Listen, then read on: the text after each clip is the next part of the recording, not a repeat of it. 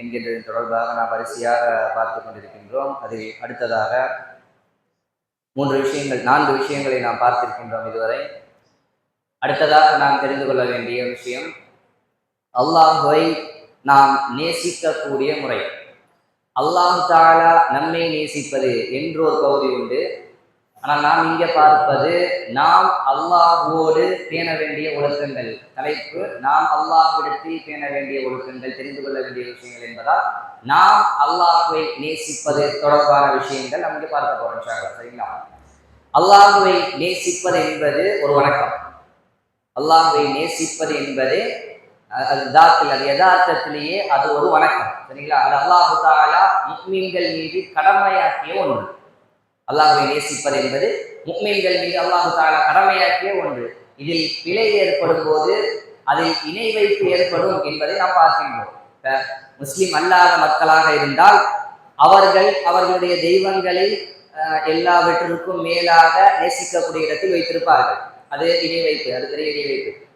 முஸ்லிம் மக்களில் யாரெல்லாம் இந்த அவுலியாக்களின் மீது நம்பிக்கை கொண்டவர்களாக இருக்கிறார்களோ அவர்கள் எல்லாம் அந்த அவுலியாக்களின் மீது பெரும் நேசம் உள்ளவர்களாக இருப்பார்கள். அவர்களை அறியாமல் அல்லாஹ்வை விட அந்த அவுலியாக்களை நேசிக்கக்கூடிய இடத்தில் இருப்பார்கள். சிலர் அந்த அவுலியாக்களின் நேசத்தை கம்மியாக வைத்திருந்து அது தவறாக இருந்தாலும் அல்லாஹ்வை பெரிதாக நேசிக்கக்கூடிய இடத்திலும் சிலர் இருப்பார்கள்.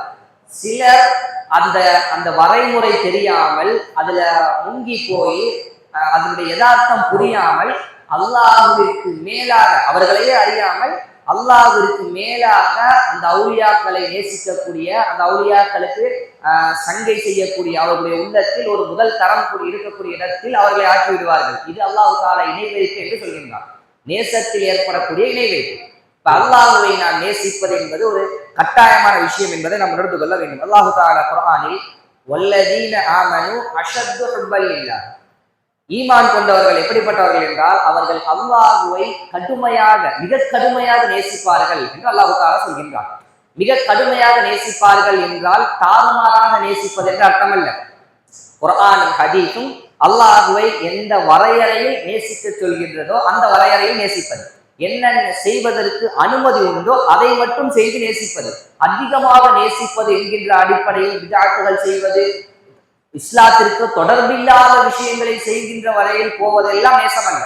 சரிங்களா? நேசிக்கின்றோம் என்கின்ற பெயரில் எதை வேணா செய்யலாம். இந்த உலகத்துல நேசிக்கின்றோம்ன்ற பெயர்ல யாரெல்லாம் என்னவெல்லாம் செய்யறாங்களோ அதையெல்லாம் எடுத்துக்கிட்டு நான் அல்லாஹ்வை நேசிக்கின்ற வழியில் அதை செய்யறேன் என்று செய்வதெல்லாம் நேசமாகாது. நேசம் என்றாலும் அது குர்ஆனும் ஹதீஸும் காட்டி தந்த வழிக்குள் இருக்க வேண்டும். அல்லாஹ்வை நேசிப்பது என்றால் உச்சகட்டத்தில் என்ன அப்படின்னா, அல்லாஹ் தஆலா முதலாவதாக அல்லாஹ் தஆலா செய்யக்கூடிய விஷயங்களை எல்லாம் செய்வதற்கு முயற்சி செய்வது, அது அவனை நேசிக்கின்ற ஒரு வகை. அல்லாஹ் தஆலா எதையெல்லாம் தடுத்திருக்கின்றானோ அதையெல்லாம் அதை விட்டு விலகிக்கொள்ள முயற்சி செய்வது, இது நேசிக்கின்ற வகை. அவனை பற்ற விஷயங்களை தெரிந்து கொள்வது, மார்க்க விஷயங்களை தெரிந்து கொள்வது, மார்க்கத்தில் இன்னும் ஈடுபாடோடு இருக்க முயற்சி செய்வது, இதுதான் அல்லாஹ்வை நேசிக்கக்கூடிய முறை. சரிங்களா? அப்ப முஃமின்களை பற்றி அல்லாஹ் தஆலா சொல்லும் போது அவர்கள் அல்லாஹ்வை எல்லாவற்றையும் விட அங்கே கடுமையாக கடுமையாக நேசிப்பார்கள் என்றால் அவர்களுடைய உள்ளத்தில் நேசத்தில் அல்லாஹ் தஆலா தான் முதலிடத்தில் இருப்பான். தந்தை, தாய், சரிங்களா, மற்ற உறவினர்கள், தெரிந்தவர்கள், நண்பர்கள் அல்லது உலகத்தில் இருக்கக்கூடிய மற்ற விஷயங்கள், அது எதுவாக இருந்தாலும் சரி, அது அவருக்கு எவ்வளவு விருப்பமானதாக இருந்தாலும் சரி, அது அல்லாஹ்வுடைய நேசத்திற்கு பிறகுதான். அதே அல்லாஹ்வுடைய நேசத்திற்கு பிறகுதான் முதலாவதாக உள்ளத்தில் யார் அந்த நேசத்தில் உயர்ந்த இடத்தில் இருப்பாங்கன்னா அல்லாஹ் தஆலா தான் இருப்பான். அவன்தான் முஃமின்களுடைய உள்ளத்தில் முதல் இடத்தில் இருப்பான் என்பதை நாம் இந்த வசனத்தின் மூலம் உணர முடிகிறது. அதே போல் அல்லாஹ்வுடைய தூதர் ஸலாஸன் மன் குன்ன ஃபீஹி வஜத ஹலாவத்தல் ஈமான், யாரிடத்தில் இந்த 3 விஷயங்கள் ஒன்று சேருமோ அவர் ஹலாவத்தல் ஈமான், ஈமானுடைய அந்த சுவையை பெற்றுக் கொள்வார் என்று அல்லாஹ்வுடைய தூதர் சொல்றாங்க. ஈமானுக்கு என்று ஒரு சுவை உண்டு. அதாவது ஈமானுக்கு என்று சுவை உண்டு என்றால் எப்போ நீங்க அந்த சுவையை சுவைக்க பழகிட்டீங்களோ அந்த சுவையை நீங்க கொடுத்துக்கிட்டே இருக்கணும். இப்ப ஒரு டேஸ்டான ஒரு விஷயத்தை நீங்க சாப்பிட்டு பழகிட்டீங்கன்னு வைங்களேன், ஒரு டேஸ்டான ஒரு விஷயம், ரொம்ப டேஸ்டான விஷயம் உங்களுக்கு ரொம்ப பிடிச்சிருச்சு, அதை உண்டு பழகிட்டோம் அப்படின்னா அது அப்பப்ப நாவு கேட்கும். நாவு அது பசி அல்ல. பசிங்கிறது ஒரு நாளைக்கு 3 வேளை அப்பப்ப ஏற்படும். அது ஏதாவது வயிற்றுக்கு பிடிக்கதோ பிடிக்காதோ சாப்பிட்டுட்டோம்னா பசி குறைஞ்சிடும். இது பசி அல்ல, இது அப்பப்ப கேட்கும். இது எப்ப வரும்னு தெரியாது, திடீர்னு கேட்கும். சாப்பிட்டாலும் அது ஒரு தீரான இடத்தில் தான் இருக்கு. அது ரொம்ப நம்மளுக்கு பிடிச்ச ஒரு உணவு அப்படிங்கும் போது அது அப்பப்ப சுவை காணணும் அப்படின்னு இந்த நாவு சொல்லிக்கிட்டே இருக்கு. இப்ப உதாரணமா ஹராமான விஷயத்துல எடுத்துக்கொண்டா இந்த சிகரெட் பழக்கம், போதை பழக்கம், மது, இதெல்லாம் ஹராமான விஷயம். ஆனா அதெல்லாம் அவர்கள் டேஸ்ட் சுவை கண்டது. அதன் மூலமாக அது எந்த இடத்திற்கு அவர்களை கொண்டு செல்கிறது என்ற சுவையை அவர்கள் கண்டதால் அப்பப்ப அது கேட்டுக்கிட்டே இருக்கு. காமன் நேரத்துக்கு ஒரு தடவை, 20 நிமிஷத்துக்கு ஒரு தடவை, செயின் ஸ்மோக்கரா இருந்தா 10 நிமிஷத்துக்கு ஒரு தடவை அவருக்கு அதை காட்டிக்கிட்டே இருக்கணும். அப்பதான் அவருக்கு மூளை ஃப்ரெஷ் ஆகி கண்ணு தெரியும். இல்லைன்னா அவர் ஒரு மாதிரி மூடலான மங்கலான இடத்துக்கு போயிடுவார். அவருக்கு அதை கொடுத்துக்கிட்டே இருக்கணும். சரிங்களா? அப்ப இதுதான் அந்த சுவையை உணர்ந்த இடம். எப்போது ஈமானுடைய சுவை உணரப்படுகிறதோ உள்ளத்துல ஈமானுடைய சுவை எப்போ உணரப்படுதோ அந்த ஈமானுக்கான சுவைக்கு மீண்டும் தீனி கொடுத்துக்கிட்டே இருக்கும். அது கேட்கும். எப்ப ஈமானுடைய சுவை உள்ளம் உணர்ந்துருச்சோ அப்பப்ப கேட்டுக்கிட்டே இருக்கும். அதுக்கு தீனி என்ன? நல்ல அமல்கள் கொடுத்துட்டே இருக்கணும். அதுக்கு அது அடங்கக்கூடிய அளவிற்கு ஒரு அமல்கள் நம்ம இடத்துல இல்லைன்னா கேட்டுட்டே இருக்கும். எதுவுமே நீ செய்யலையே, அந்த ஈமான் நம்ம இடத்துல கேட்டுட்டே இருக்கும். வணக்க வழிபாடுகளாக எதுவுமே ஒன்று இல்லையே, பாவங்கள் நிறைய செஞ்சுட்டு இருக்கிய என்று அந்த ஈமான் நம்மளை தூண்டிக்கொண்டே இருக்கும். எப்போ அந்த சுவையை நாம் அடைந்து விட்டோமோ அப்போ. அதான் அல்லாஹ்வுடைய தூதர் ஹலாவத்துல் ஈமான் அப்படின்னு சொல்றாங்க. இந்த 3 விஷயங்கள் யாரிடத்தில் அடையுமோ, யார் பெற்றுக்கொள்வாரோ அவர் அந்த ஹலாவத்துல் ஈமானை பெற்றுக்கொள்வார் என்று அல்லாஹ்வுடைய தூதர் சொல்லிட்டு அதுல ஒரு விஷயமாக அல்லாஹ்வுடைய தூதர் சொல்றது என்னன்னா, ஐயக்கூனல்லாஹு வ ரசூலுஹு அஹப்ப இலைஹி மிம்மா சிவாஹுமா. அல்லாஹ்வுடைய தூதர் அவர்கள் இருவரும் அல்லாத மற்ற அனைத்தையும் விடவும் ஒரு மனிதனுடைய நேசத்திற்கு எப்போ அந்த உள்ளத்திற்கு மிகுந்த இடத்தில் வருவார்களோ, அல்லாஹ்வுடைய தூதரின் தவிர எல்லா விஷயத்தையும் விட அல்லாஹ்வும் அல்லாஹ்வுடைய தூதரும் எப்பொழுது ஒரு மனிதனுடைய நேசத்தில் உள்ளத்தில் முதல் தரத்தில் நேசத்திற்கு வருவார்களோ அப்பொழுதுதான் அவனுடைய ஈமானுடைய சுவையை பெற்றுக்கொள்வான். இது 1. 3ல இது ஒன்றாக அல்லாஹ்வுடைய தூதர் நமக்கு சொல்லி காட்டுறாங்க. அல்லாஹ்வை எப்போது நம்முடைய உள்ளம் உயர்ந்த இடத்தில் நேசிக்குமோ, அதற்கு அடுத்த இடத்தில் அல்லாஹ்வுடைய தூதரை நேசிக்குமோ அப்பொழுது நம்முடைய உள்ளம் அந்த ஈமானுடைய சுவையை சுவைக்க ஆரம்பித்து விட்டது என்று அர்த்தம். சரிங்களா? இத அல்லாஹ்வுடைய தூதர் அல்லாஹ்வை நேசிப்பது சம்பந்தமாக நம்மளிடத்தில் எந்த அளவிற்கு அல்லாஹ்வுடைய நேசம் இருக்க வேண்டும், அந்த அல்லாஹ்வுடைய நேசம் நம்மிடத்தில் ஈமானை கொண்டு வந்து சேர்க்கக்கூடிய ஒரு விஷயமாகவும் இருக்கிறது என்பதை நாம் இந்த செய்திகளின் மூலமாக உணர்ந்து கொள்ள முடிகிறது. அடுத்ததாக நாம் விளங்கிக் கொள்ள வேண்டிய அடுத்த விஷயம் என்னவென்றால், அல்லாஹ்விற்கு நன்றி செலுத்தக்கூடிய ஒரு இடம். நாம் அல்லாஹ்வுடைய விஷயங்களில் தெரிந்து கொள்ள வேண்டிய விஷயங்களில் அடுத்ததாக நாம் விளங்கிக் கொள்ள வேண்டிய ஒரு மிக முக்கியமான விஷயம் என்னவென்றால் அல்லாஹ்விற்கு நன்றி செலுத்த வேண்டிய இடம். அல்லாஹ் தஆலா குர்ஆனில் வமா பிக்கும் மின் நிஅமத்தின் ஃபமினல்லாஹ், உங்களுக்கு என்னவெல்லாம் கிடைத்திருக்கிறதோ, உங்களுக்கு அது உங்களுடைய உடல் ரீதியாக இருக்கலாம், உங்களுடைய கல்வி ரீதியாக இருக்கலாம், சரிங்களா, உங்களுடைய அந்த சமுதாய ரீதியாக இருக்கலாம், உங்களுடைய குடும்ப ரீதியாக என்னவெல்லாம் அல்லாஹ் தஆலா உங்களுக்கு தந்திருக்கின்றானோ அது எல்லாமே அல்லாஹ்விடத்திலிருந்து வந்தது. அதை எல்லாமே அல்லாஹ் தஆலா தான் உங்களுக்கு தந்திருக்கின்றான் அப்படின்னு என்ன சொல்ல வரோம்னா, அதுக்கு நாம் நன்றி செலுத்த வேண்டும் என்று அல்லாஹ் தஆலா சொல்ல வருகின்றான்.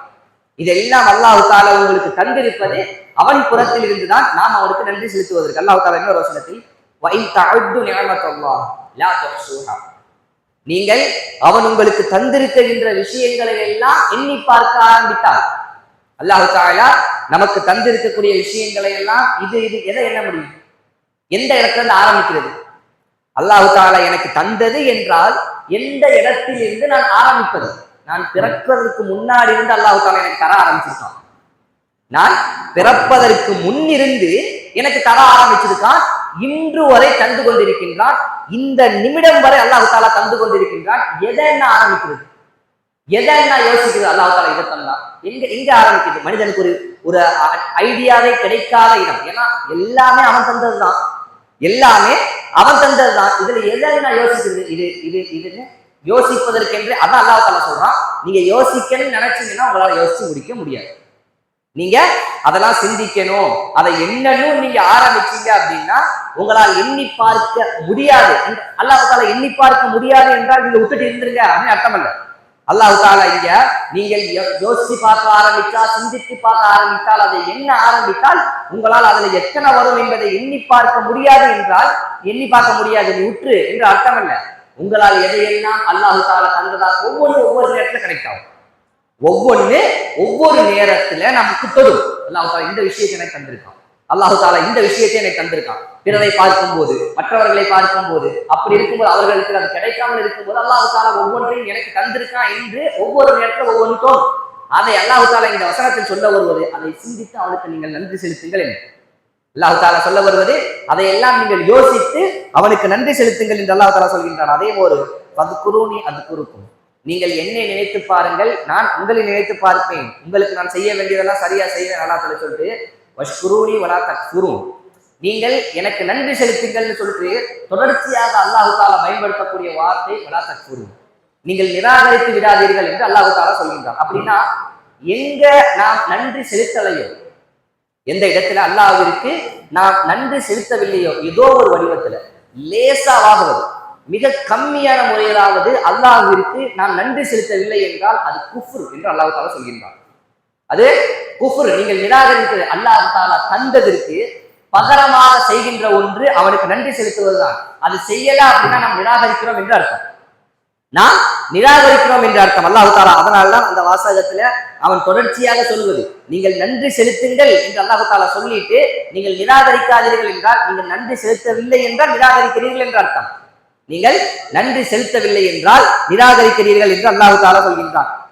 அதே மாதிரி அல்லாஹ் தாலா லஇன் ஷகர்தும் லஅஸீதன்னகும், நீங்க உங்களுக்கு தந்திருக்கின்ற விஷயத்திற்கு அது எப்படிப்பட்டதாக இருந்தாலும் சரி, அது எவ்வளவாக இருந்தாலும் சரி, நீங்கள் நன்றி செலுத்துங்கள். உங்களுக்கு அல்லாஹ் தாலா தந்திருக்கின்ற விஷயத்திற்கு நீங்கள் நன்றி செலுத்துங்கள், அல்லாஹ் தாலா உங்களுக்கு அதை அதிகப்படுத்தி தருவான் என்று அல்லாஹ் தாலா சொல்கின்றான். உங்களுக்கு அல்லாஹ் தாலா எதை தந்திருக்கின்றானோ அதற்கு நீங்கள் அவனுக்கு நன்றி செலுத்தி பழகுங்கள், அவனுக்கு நன்றி செலுத்துங்கள், அல்லாஹ் தாலா உங்களுக்கு அதை அதிகப்படுத்தி தருவான் என்றும் அல்லாஹ் தாலா சொல்கின்றான். இப்ப அல்லாஹ்விற்கு நான் நன்றி செலுத்த வேண்டும் என்றால் அதற்கான வழிமுறை என்ன? அல்லாஹ்விற்கு நான் எப்படி நன்றி செலுத்துவது?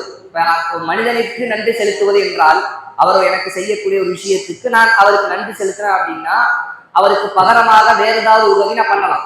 நன்றிக்கடனாக பகரமாக வேறு ஒன்று என்னால முடிஞ்சதா அவருக்கு நான் பண்ணலாம்.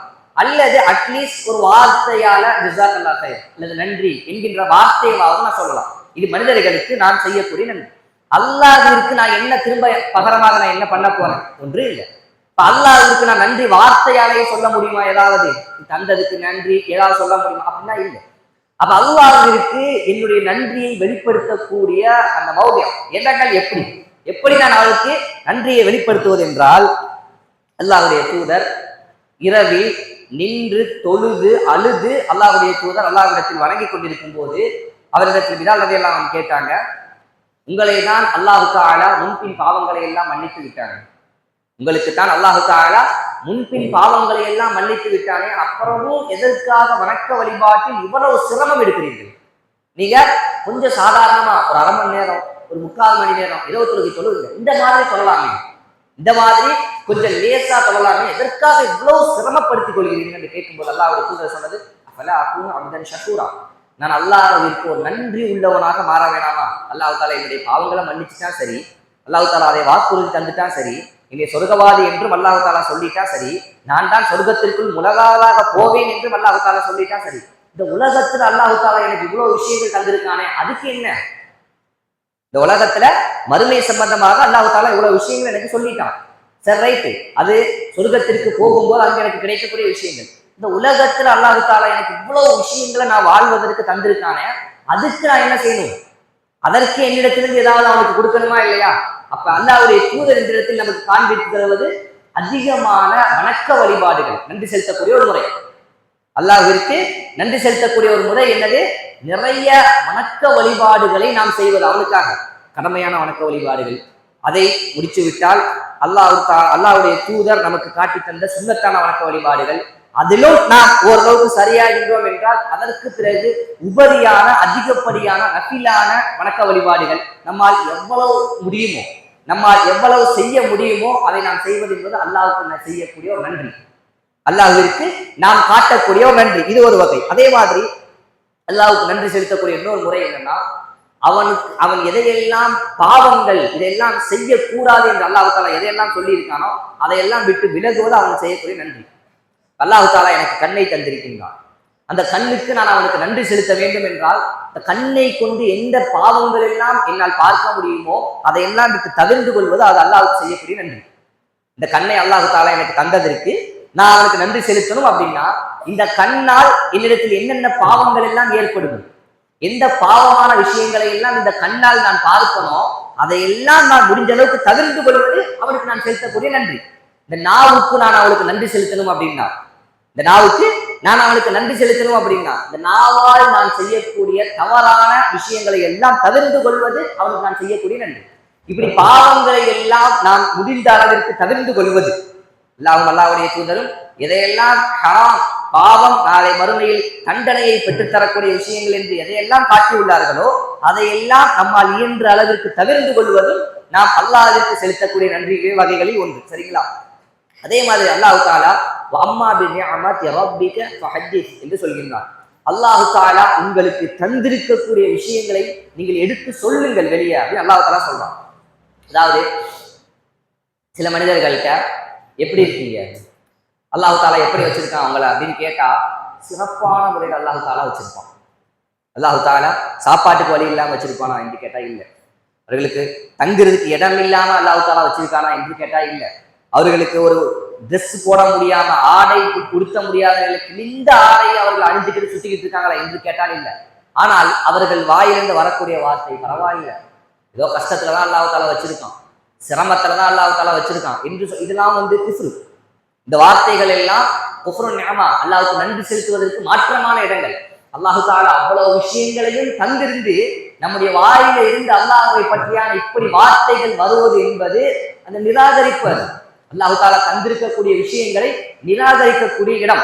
அல்லாஹ் தாலா சொல்வது அல்லாஹ் தாலா உங்களுக்கு தந்திருப்பதை நீங்கள் வெளியே சொல்லுங்க அப்படின்னா இப்படி யாராவது கேட்கிறாங்க எப்படி இருக்கீங்க, முதல் வார்த்தை அல்ஹம்துலில்லாஹ், எனக்கு என்ன குறை, எனக்கு என்ன குறை அல்லாஹ் தாலா வச்சிருக்கான். அதே மாதிரி அல்லாஹ் தாலா நமக்கு தந்திருக்கக்கூடிய விஷயங்களை வெளிப்படுத்துவது, வெளியே சொல்வது.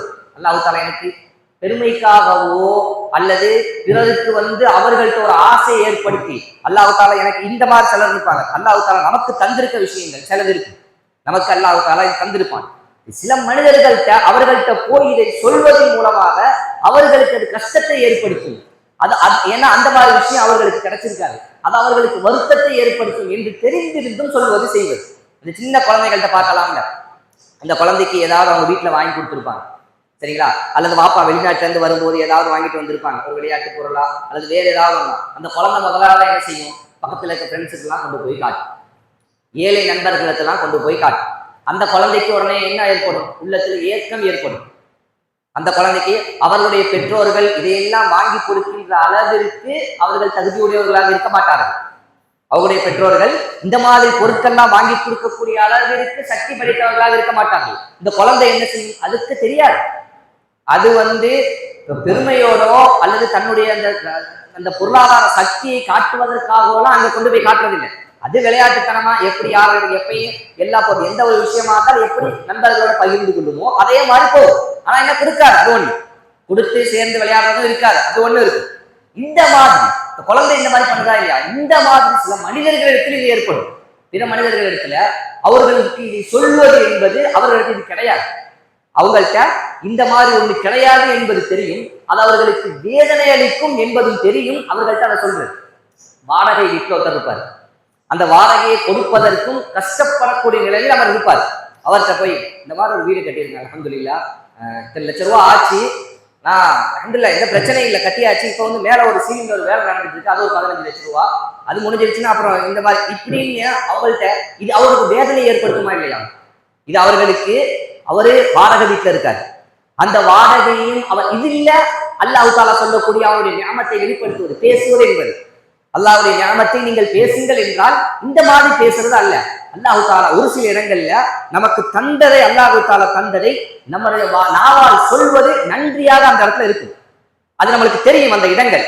அது பிறரிடத்தில் நம்மிடத்திற்கு அல்லாஹ் தாலா தந்ததை காட்டக்கூடிய வடிவத்திலேயோ அல்லது ஒரு பெருமைக்கான இடமாகவோ அது இருக்காது. ஆனால் அல்லாஹ் தாலா எனக்கு இது எல்லாம் தந்திருக்கின்றான் அல்ஹம்துலில்லாஹ் என்று அவனுக்கு நன்றி செலுத்தக்கூடிய இடமாக அந்த இடம் இருக்கும். அப்படிப்பட்ட இடங்களில் அல்லாஹ் தஆலா தந்ததை சொல்லுவது. எனக்கு இதெல்லாம் தந்திருக்க அல்ஹம்துலில்லாஹ், எனக்கு எந்த குறையும் இல்லை அல்ஹம்துலில்லாஹ் என்று சொல்வது, இதுதானே அல்லாஹ் தஆலா எடுத்து பேசுவது, அவன் தந்திருக்கின்ற நியமத்துகளை வெளிப்படுத்துவது என்று அல்லாஹ் தஆலா சொல்வதை தவிர, இந்த மாதிரி பிறருடைய உள்ளத்தில் ஒரு தாழ்வு மனப்பான்மையை, ஒரு கஷ்டத்தை, ஒரு வேதனையை ஏற்படுத்தக்கூடிய வடிவில அல்லாஹ் தஆலா உங்களுக்கு தந்தலாம் சொல்வதா இல்ல, உங்களுக்கு தந்ததை எல்லாம் சொல்வதல்ல. அப்ப இது ஒரு நன்றி செலுத்தக்கூடிய முறைகளில் ஒன்று. நான்காவதாக, அதாவது அல்லாஹு தஆலா நமக்கு தந்திருக்கக்கூடிய விஷயங்களை எண்ணி பார்த்து, நினைத்து பார்த்து, அதனுடைய முடிவாக கண்ணிலிருந்து ஒரு சொட்டு கண்ணீர் துளி வருவது அல்லாஹ்வுக்கு செய்கின்ற நன்றி. அல்லாஹ்விற்கு செய்கின்ற நன்றி. இந்த கண்ணீர் துளி அல்லாஹ்வுடைய நேசத்தால் வரலாம், அல்லாஹ்வுடைய பயத்தால் வரலாம். அதே நேரத்தில் அல்லாஹு தஆலா நமக்கு தந்திருக்கக்கூடிய விஷயங்களாலும் ஒரு முஃமினுக்கு அது ஏற்படும். ஏன்னா அவ பார்ப்பான், நமக்கு நிறைய பேரு அல்லாஹு தஆலா தந்திருக்கிறது என்றால் இந்த உலக ரீதியான விஷயங்களை தான் யோசிக்கிறாங்க. அல்லாஹு தஆலா எனக்கு தந்திருப்பது பிற முஸ்லிம்களுக்கு, பிற முஸ்லிம்களுக்கு அல்லாஹ் தஆலா தராதது என்று இந்த கம்பேரிசன் வருது தானே. இந்த இடத்தையே நல்லதுதான், அல்லாஹு தஆலா அவர்களுக்கு இதெல்லாம் கொடுக்கல, எனக்கு அல்லாஹு தஆலா இதெல்லாம் தந்திருக்கான், அவருக்கு சொந்த வீடு இல்லை அல்லாஹு தஆலா எனக்கு தந்திருக்கான், அவருக்கு சொந்த வாகனம் இல்லை அல்லாஹு தஆலா எனக்கு தந்திருக்கான், எனக்கு நல்ல படிப்பு தந்திருக்கான், எனக்கு நல்ல வேலையை தந்திருக்கான் என்று இந்த உலகத்துல அவர்களுக்கு கிடைக்கக்கூடிய விஷயங்களாக தான் யோசிக்கிறாங்க. ஒரு முஃமினுடைய சிந்தனையில் அது இருக்காது. அல்லாஹு தஆலா அவருக்கு மார்க்க கல்வியை கொடுக்கல, எனக்கு தந்திருக்கான். அல்லாஹு தஆலா அவருக்கு மார்க்கத்தை விளங்கக்கூடிய ஒரு நிலையை அவருக்கு கொடுக்கல. என்னோட சின்ன வயசில் தெரிஞ்சுக்கிட்டு இருந்த என்னுடைய நண்பன் தான், அவனுக்கு அல்லாஹு தஆலா இந்த மார்க்கத்தை விளங்கக்கூடிய ஒரு வாய்ப்பை அவனுக்கு கொடுக்கல. என்னோட சின்ன வயசுல இருக்கும்போது அவன் எப்படி இருந்தானோ அப்படித்தான் இன்னும் இருக்கான்.